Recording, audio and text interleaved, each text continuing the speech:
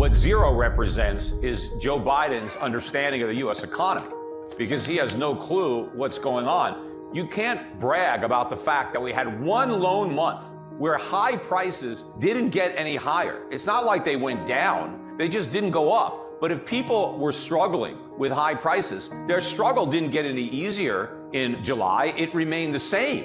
What would have been good is if prices could have come down, but they didn't come down. And in fact, the only reason that the headline number didn't go up was because we finally got some relief at the pump. Gas prices came down, but a lot of other prices, food prices keep going up, rents keep going up. We are nowhere near done with this inflation problem. It is going to be here for years and years and years, probably the remainder of this decade, and probably then some. As they keep telling us, this is a very unique recession. In fact, most people don't even want to admit that we have one. But look at the recessions of the 1970s. You had rising prices there during stagflation, and that's what my forecast is. Remember, last year, I was predicting the U.S. economy would be in recession in the first half of 2022, and very few people had that right.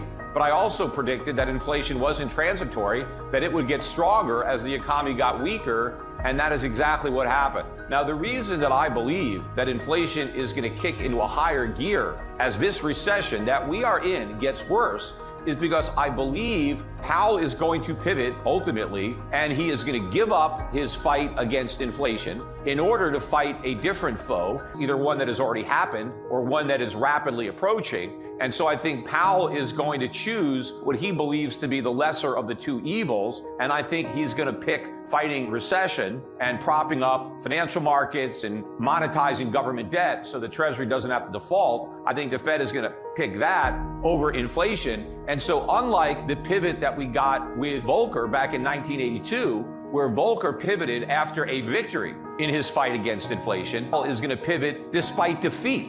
Inflation is going to win. And so when we go back to 0% interest rates or whatever we do, and when we go to QE5, which is going to be launched, I don't think the Fed is going to shrink its balance sheet very much. It's going to shrink it less than it did last time it tried to do it, which is an impossible task given the bubble it's inflated. I think when the Fed goes back to stimulus and creating inflation, when inflation is maybe double or triple or quadruple that 2% target, the markets are going to react very differently than how they reacted in the past. Because in the past, the Fed was able to justify all this cheap money because they said we don't have enough inflation. We're still below target.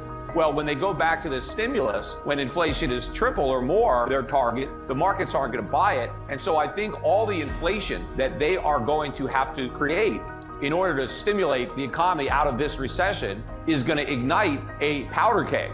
We already have an inflation problem, and Powell's going to pour all this gasoline on it. And so we're going to see inflation moving up to a much higher level, even though it's already very high. In fact, it's probably double what the government claims in the CPI. If you want to know what's actually happening to prices, you've got to double what the government tells you, and that's more accurate. Meanwhile, labor force participation last month fell to 62.1. That is the low for the year. And in fact, over the last 4 months, even though we've created all these jobs, the number of people in the workforce has gone down. And so that means that all the jobs that were created over the last 4 months were people who already had a job getting another job. You know, Biden claimed that we have a record number of people in the workforce. He was mistaken. We had more people working 4 months ago than we have working now.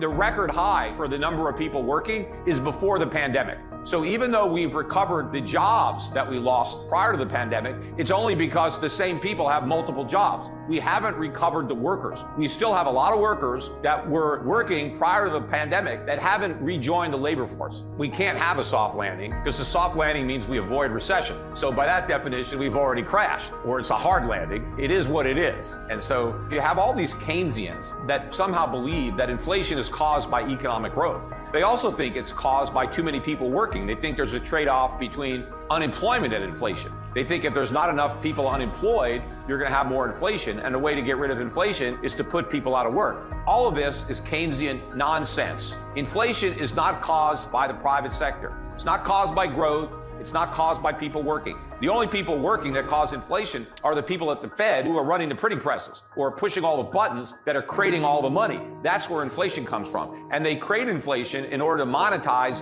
U.S. government debt. So the federal government runs a big budget deficit, the Federal Reserve prints up money to buy those bonds, and that inflation enters the economy. It's got nothing to do with growth or people working. As a matter of fact, in a real economy, the stronger the growth, the lower prices. Because what is economic growth? It means increased output. It means more goods and services are being produced. Well, if you increase the supply of something, then you decrease the price. So a productive economy that's producing more stuff means that the price of that stuff is lower. The same thing with people working. If more people are employed productively, their productive output is increasing the supply of goods and services, keeping the prices down. If you slow down real economic growth, if you force people out of work, you're going to have less supply. We're not going to make as much stuff. We're not going to be offering as many services. And so therefore, the prices of those goods and services, all else being equal, are going to go up. Supply creates demand. So if people are producing and putting goods and services into the economy, well, now they have the ability to share in that production. They've earned money helping to create stuff, and now they can spend that money to buy the stuff that they created.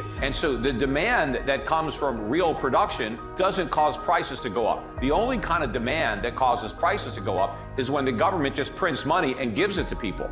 And so that money is not a function of production. People didn't earn that money producing, they just were sent the money by the government. I mean, that's what happened during COVID to a huge degree. You had people who had jobs and were working to help make stuff.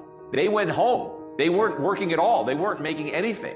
But now the government sent them money. They weren't earning money because they worked. They were being paid not to work. But the worst part about it was many people were paid 2 or 3 times not to work than what they earned when they were working. So now these people who weren't working at all had all this money to go and buy stuff, but they didn't help produce any stuff. That's what pushed up prices, because you had all this fake demand and no supply.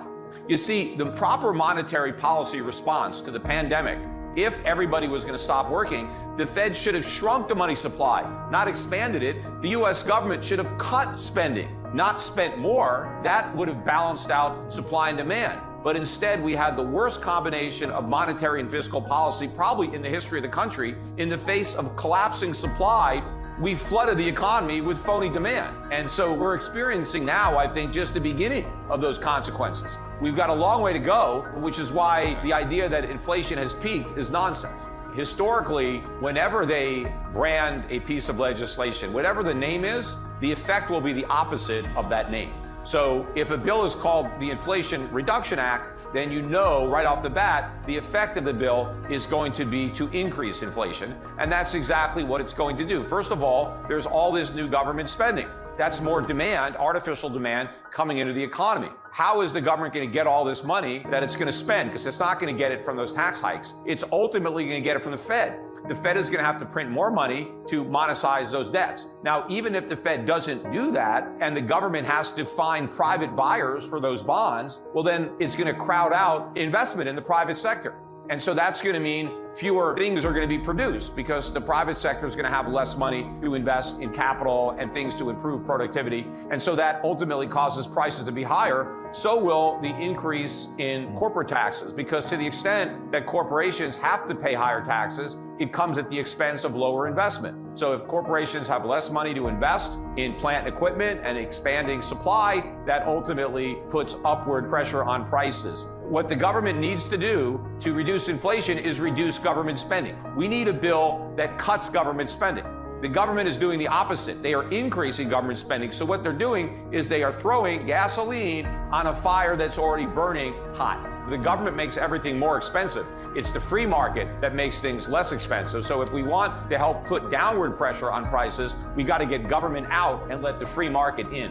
Now, in fact, they may be cutting interest rates before the end of this year, but it's not going to be because they've won a victory over inflation. It's going to be because the economy is in a much more severe recession than the one it's in right now. In other words, this recession that's here is going to get worse and that's going to force politicians to try to do something. You know, once the political pressure is greater because of unemployment and the economy, then the Fed is going to switch its attention from inflation. But the inflation problem is not going to go away. It's just that this other problem is going to loom larger in the eyes of the Fed. And I think what's driving the markets is this bad news on the economy is good news for the markets, because it means the Fed will pivot sooner. And before it pivots, it will raise rates less than it might have raised, absent the bad economic news. And again, you still have all of these Keynesians out there that think bad economic news is good news on inflation. They think the weak economy will weaken inflation. It won't. It is going to strengthen inflation, especially when the Federal Reserve and the government respond to the weakening economy with more stimulus, because that stimulus is inflation. So they're going to start creating more inflation, even though we already have too much inflation. And so the problem is going to get much bigger than the markets understand.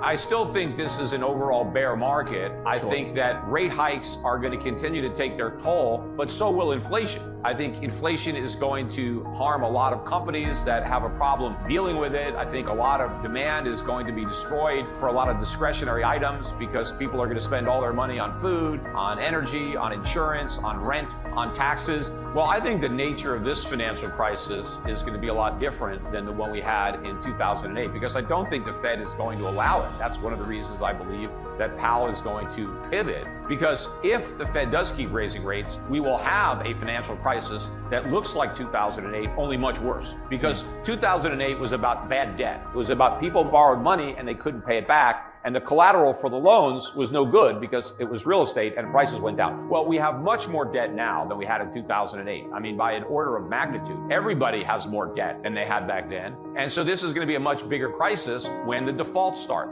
And all those banks that were too big to fail, that were bailed out in 2008, they're a lot bigger now. And when they fail, it's going to be a lot worse, except with inflation too high and the Fed fighting inflation, there are no bailouts. There's no TARP 2.0. All these banks are going to have to be allowed to fail. And that means customers are going to lose money, not just stockholders or bondholders. The customers are going to lose money because the FDIC doesn't have any money unless it gets it from the Fed. And the Fed isn't going to be giving out money if it's fighting inflation. It's taking away money.